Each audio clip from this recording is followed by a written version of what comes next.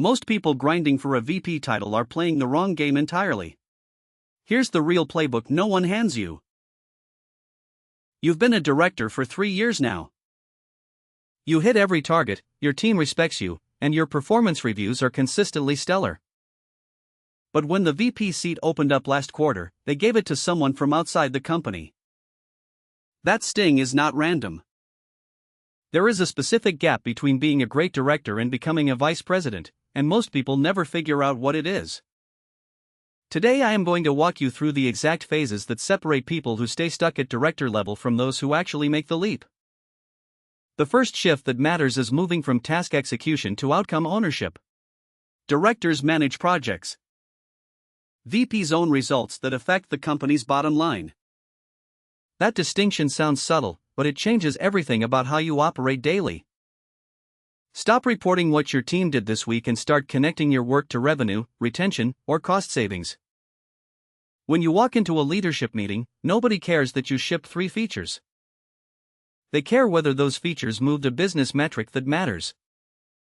A McKinsey study on leadership transitions found that the number one reason internal VP promotions stall is because candidates cannot articulate business impact clearly. Practice this right now.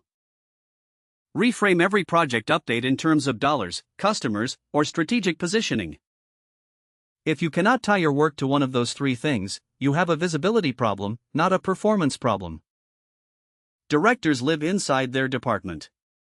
VPs live across the entire organization. This is where most ambitious directors get stuck. They optimize their own team brilliantly but never build real influence beyond it. Start attending meetings that are not yours. Volunteer for cross-functional initiatives that sit between departments. If engineering and sales are fighting about product priorities, be the person who brokers that conversation. VPs at companies like Salesforce and HubSpot did not get promoted by staying in their lane. They earned it because other department heads already trusted them before the title was ever official. Go have coffee with someone in finance this week. Understand how the CFO thinks about your department's budget. That single perspective shift will change how you pitch every initiative going forward. Nobody gets promoted to VP in a vacuum.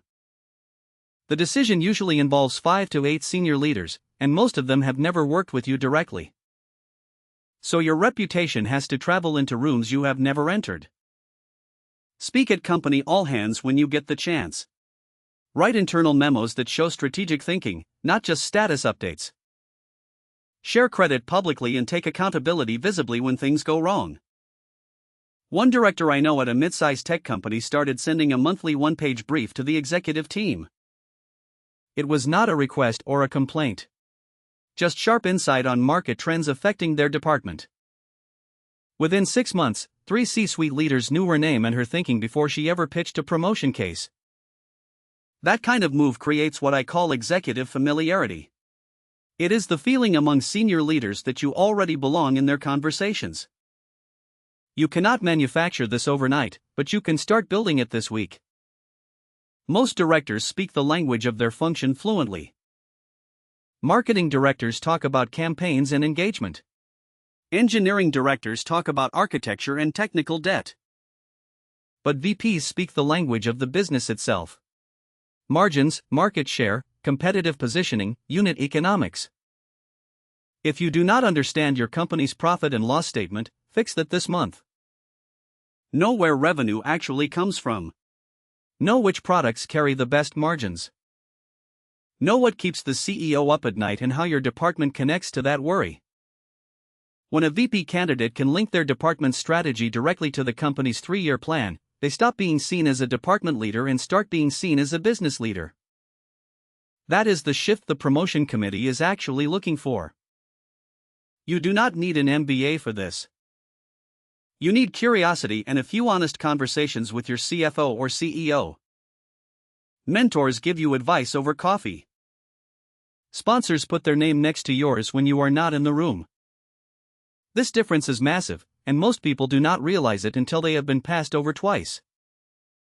A Harvard Business Review study found that professionals with active sponsors were significantly more likely to advance into senior leadership than those with only mentors. A sponsor is a senior leader who genuinely believes you have VP potential and is willing to say that out loud in talent review meetings. You cannot walk up to someone and ask them to sponsor you. That is not how it works. You earn sponsorship by consistently delivering results, being deeply reliable, and making their initiatives succeed through your contributions. Find a senior leader whose strategic thinking you respect. Support their priorities visibly. Bring them solutions instead of problems. Over time, that relationship evolves into advocacy naturally. And when the VP conversation happens, you will have a voice in the room fighting for you. Here is your one action for today. Open your calendar right now and block 30 minutes this week.